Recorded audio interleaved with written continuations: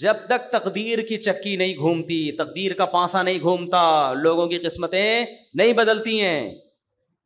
بڑے بڑے ذہین لوگ کھانے کو روٹی نہیں ہے، اور ایک نمبر کے احمق اور بیوقوف ان کے پاس نوٹ گننے کی فرصت نہیں ہے.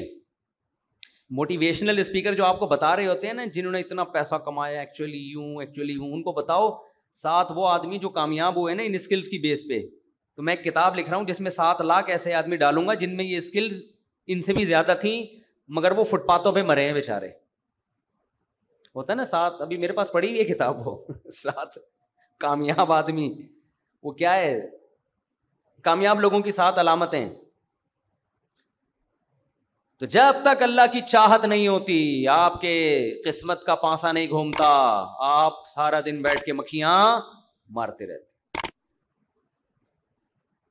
وہ ایک آدمی اونٹ پہ جا رہا تھا،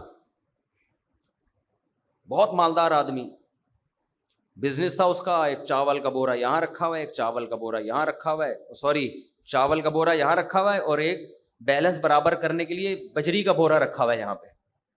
بھائی 2 چاول کی بوریاں ادھر اونٹ کے، اور بیلنس برابر کرنے کے لیے 2 بجری کی بوریاں ادھر. راستے میں کسی نے لفٹ مانگی، مجھے بھی اونٹ پہ پہنچا دو، بیٹھ آ جا بھائی بیٹھ جا. اونٹ کے مالک بڑا کروڑ پتی تھا، اس نے پوچھا کہاں جا رہے ہو، کیا کر رہے ہو. پھر اس نے کہا یار یہ تم نے ریت کی بوریاں کیوں رکھی؟ اس نے کہا بیلنس برابر کرنے کے لیے. کیا کرنے کے لیے؟ اس نے کہا اللہ کے بندے، اونٹ کو ڈبل ٹینشن میں ڈالا ہوا ہے تو نے، تو ایسا کر چاول کی 2 بوریاں ادھر ہیں تو ایک ادھر کر دے اور ایک ادھر. اونٹ کا ویٹ بھی آدھا ہو جائے گا، وزن بھی، اونٹ کی اسپیڈ بھی تیز ہو جائے گی، تھکاوٹ بھی کم ہوگی. اس نے کہا یار یہ تو بڑی اتنی سینس کی بات ہے، ادھر تو میری کروڑ پتی آدمی ہے مگر اتنی کھوپڑی میں اتنی سینس نہیں ہے کہ یار بیلنس کے لیے آدھا مال ادھر رکھ دو. تھا کروڑ پتی. اس نے کہا یار بندہ بہت لاجیکل بات کرتا ہے، تو ٹھیک ہے پھر ایسے ہی کرتے ہیں، ایک بوری ادھر اور ایک بوری ادھر. اب بیٹھے، اونٹ کی اسپیڈ بھی تیز ہو گئی، اونٹ بھی سکون کا سانس لے رہا ہے، اور یار بندہ تو بڑا نائس ہے یار، اسکلز تیرے اندر بہت ہیں، بتا کرتا کیا ہے؟ کہہ رہا کرتا ہی تو کچھ نہیں، بے روزگار ہوں، جاب ہی نہیں ملتی کہیں، غریب آدمی ہوں. اس نے کہا اتر نیچے نیچے اتر.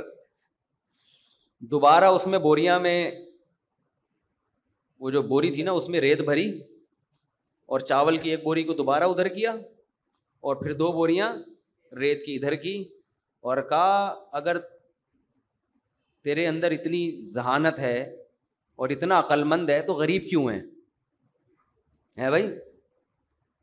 تو میں اگر تیرے مشوروں پر عمل کروں گا تو میں بھی کیا ہو جاؤں گا؟ اس سے اچھا میں وہ بیوقوف صحیح ہوں، الٹے پلٹی زندگی گزر رہی ہے لیکن پیسہ تو ہے نا میرے پاس. تو وہی اسٹائل ہمارا ٹھیک ہے بھائی، تیرے اسٹائل میں چلیں گے تو ہم بھی ایسے ہی ہو جائیں گے.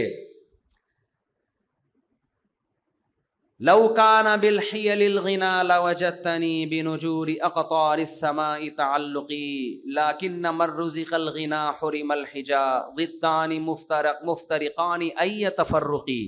امام شافعی کا شعر ہے کہ اگر محنت سے اور آپ کی اسکل سے پیسہ آتا، آپ کی دماغ سے پیسہ آتا،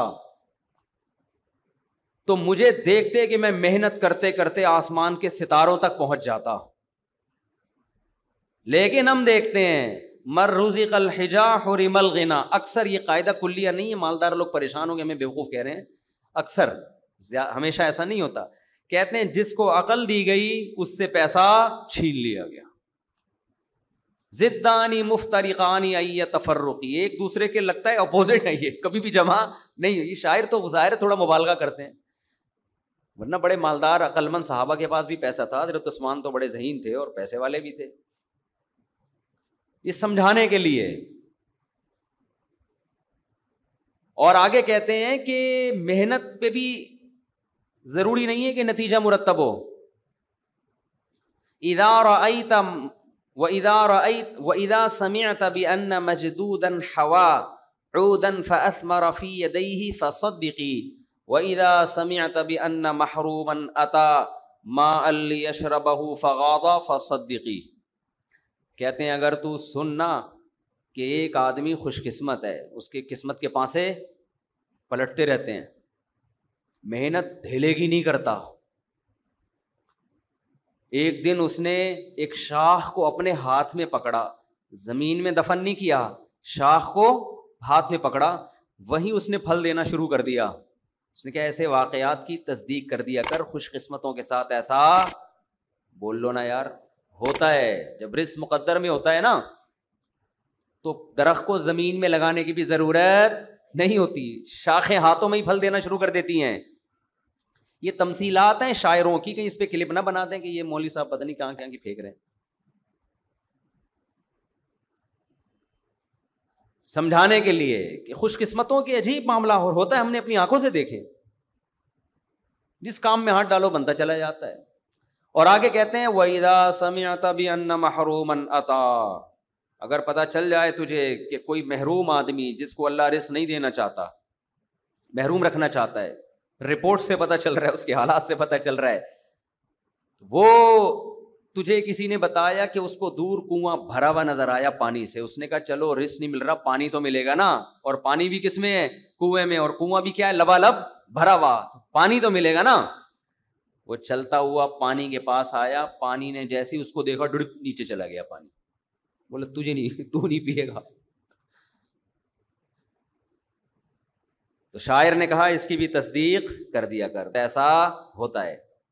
بدقسمت سے مراد دنیاوی لحاظ سے، اصل تو آخرت ہے، اور قرآن کا بھی یہی مضمون ہے، من کان یرید العاجل عجلنا له فیہا ما نشاء لمن نرید، جو اس دنیا کو چاہتا ہے تو جتنی چاہتا ہے اتنی نہیں، جتنی ہم چاہتے ہیں اتنی دیں گے، اور اتنی بھی اس کو دیں گے جس کو ہم چاہیں گے، یہ تمہاری محنت پہ نہیں ہے۔ تو اس لیے تقدیر پہ تمیز سے آرام سے صبر کر کے بیٹھ جائے۔ اهدنا الصراط المستقیم، ہم کو سیدھے رستے چلا